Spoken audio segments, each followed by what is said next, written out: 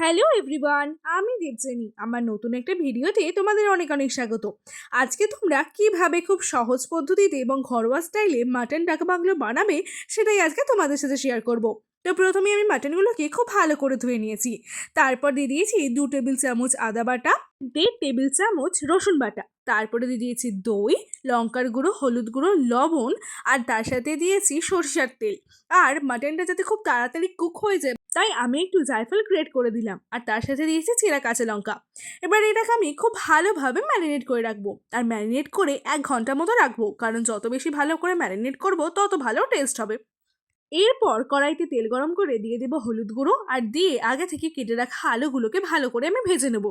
আলু ভাজার সাথে আমি নুনটা দিয়ে দেবো যাতে আলুগুলো তাড়াতাড়ি ভালো করে ভাজা হয়ে যায়। আলুগুলোকে নামিয়ে রাখার পর কড়াইতে তেল গরম করে আমি কেবলমাত্র শুকনো লঙ্কা ফোড়ন দিয়ে আর আগে থেকে কেটে রাখা পেঁয়াজগুলোকে দিয়ে ভালো করে ভেজে নেব।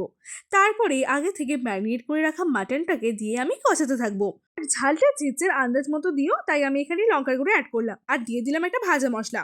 এই ভাজা মশলাটা ছিল গোটা গরম মশলা, তার সাথে ধনে, জিরে, আর তার সাথে ছিল জায়ত্রী। এই মশলাগুলোকে আমি ড্রাই রোস্ট করে নিয়েছিলাম।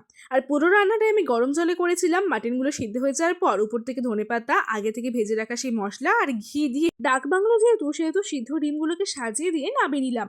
তোমরা আমার মতো পদ্ধতিতে রান্না করে জানিও কেমন হয়েছিল।